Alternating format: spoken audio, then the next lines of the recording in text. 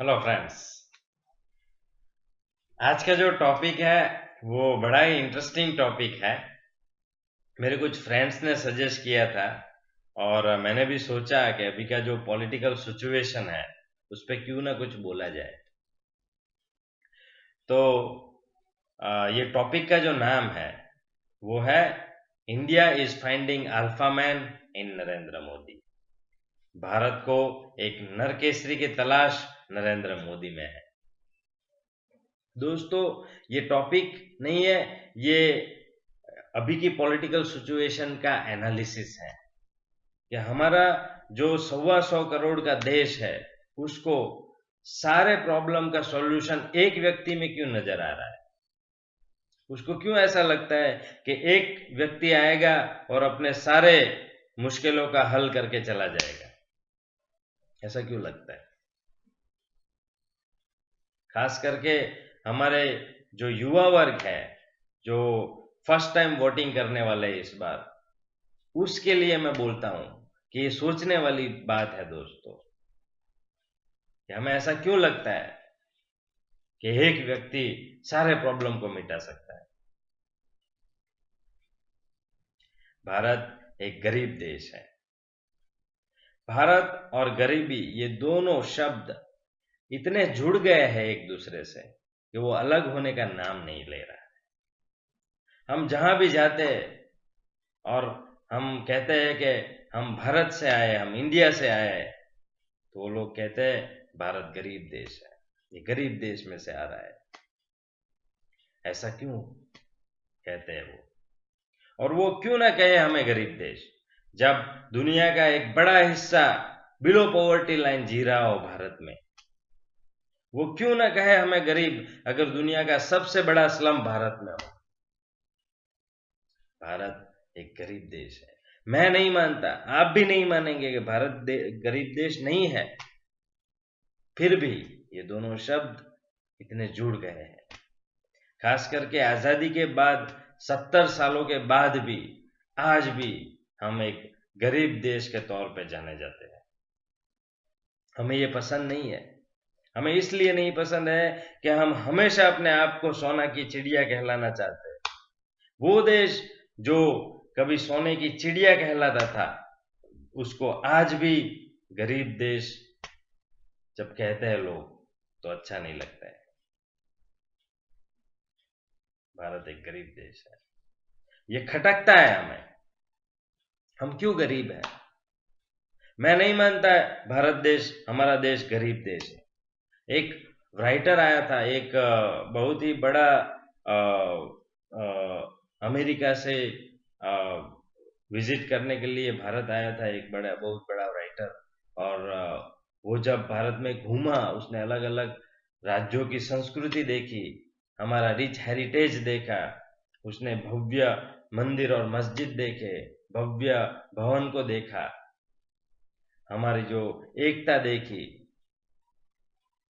तो वापस गया और वहां जाके कहा कि भारत देश गरीब देश नहीं है, भारत के लोग गरीब हैं। उसने ऐसा क्यों कहा कि भारत के लोग गरीब है? उसने सच कहा। दोस्तों, हम पैसों की वजह से गरीब नहीं है, हम गरीब है विचारों की वजह से, हम गरीब है दिशा शून्यता की वजह से। ये बहुत ही बड़ा रीजन है उसके पीछे। विचारों की वजह से हम गरीब क्यों हैं? हमें कोई भी बुक जब पब्लिश होती है जिसमें थॉट्स होते हैं, हम उसके पीछे नहीं भागते, हम उसको फॉलो नहीं करते। आज ये राइटर का ये बुक पब्लिश होने वाला है, मुझे खरीदना है। हम एक्टर और एक्ट्रेस के पीछे भागते हैं, हम फिल्म की रिलीज की राह देखते हैं, ना कि कोई बुक की। हम विचार की राह नहीं देखते हैं, हम ऐसी चीजों की राह देखते हैं जो हमारे विकास में बाधक है। दोस्तों, हम विचारों की वजह से गरीब है। दोस्तों, उससे भी बड़ा, विचारों को छोड़ दीजिए, हमारे पास इतने बड़े धर्म ग्रंथ है, बहुत सारा सांस्कृतिक हेरिटेज है। विचार की वजह से भी हम गरीब इतने नहीं है जितना दिशा शून्यता की वजह से। सबसे बड़ा रीजन है दोस्तों, हम दिशा शून्यता की वजह से गरीब है। हमें कोई ऐसा दिशा सूचक नहीं मिला है जो हमें विकास की ओर ले जाए, जो हमें ये गरीबी में से निकाले। तो खास करके आजादी के 60-70 साल के बाद हमें कोई ऐसा मार्गदर्शक नहीं मिला, दिशा सूचक नहीं मिला, जो हमें बताए कि ये है सोने की चिड़िया की तरफ जाने का रास्ता। सारे देशों को मिले। अगर अमेरिका में की मैं बात करूं तो Abraham Lincoln, the father of the country, एक नरकेसरी ऐसा जिसने 8 सालों में अपने देश का भविष्य बदल डाला। विंस्टन चर्चिल, यूके का, 10 सालों में उसने अपने देश की पॉलिटिकल सिचुएशन को ऐसा बदल डाला, क्यों ना हो मेरा देश नंबर 1। सारे कॉन्स्टिट्यूशन को चेंज कर डाला। जॉर्ज वॉशिंगटन, अल्बर्ट आइंस्टाइन, ऐसे लोग, एक ही नरकेसरी जो दुनिया को बदल सकता है, जो देश को बदल सकता है, जो देश को एक नई राह दिखा सकता है। एक नरकेसरी से ये हो सकता है। दोस्तों, इतिहास गवाह है कि भारत में हमें जब जब कोई दिशा सूचन करने वाला मिला है, हमने अपना बेस्ट दिया है। अगर इतिहास की मैं बात करूं तो अर्जुन एक ही नरकेसरी ऐसा था जिसकी वजह से या तो पांडव महाभारत युद्ध हार सकते थे या जीत सकते थे। खुद भगवान को भी जिसका सहारा लेना पड़ा, वो ऐसा नरकेसरी था। दोस्तों, एक ही नरकेसरी चाहिए देश को बदलने के लिए, राम। दोस्तों, हम राम राज्य की झंखना आज भी करते हैं। हम चाहते हैं कि राम राज्य आए, और हमारा इतिहास भी ये कहता है, हमें सारे धर्म ग्रंथ और शास्त्र भी ये कहता है कि ऐसा समाज का निर्माण करो कि भगवान को यहां आने का मन हो सकता है। राम एक ही ऐसा नरकेसरी था जिसने राम राज्य की स्थापना की थी, जिसको हम आज भी याद करते हैं। हो सकता है। अगर मैं अभी की बात करूं, शिवाजी एक ही नरकेसरी ऐसा था जिसने मुगलों को ललकारा था, जिसने अंग्रेज सल्तनत को ललकार दिया था। गांधी जी, जिसने हमें राह दिखाई है, हमको उसने दिशा सूचन किया, हमने क्या कर डाला। जब तक आजादी नहीं मिली हम शांति से नहीं बैठे। अगर हमें कोई दिशा सूचन करने वाला मिल जाए तो हम अपना बेस्ट दे सकते हैं, पर हमारा नसीब ऐसा है कि आजादी के बाद हमें कोई ऐसा नरकेसरी नहीं मिला। मिले हैं, मोरारजी देसाई है, इंदिरा गांधी है, ऐसे लोग, पर वो कुछ इतना कर नहीं पाए, कुछ भी वजहों की वजह से।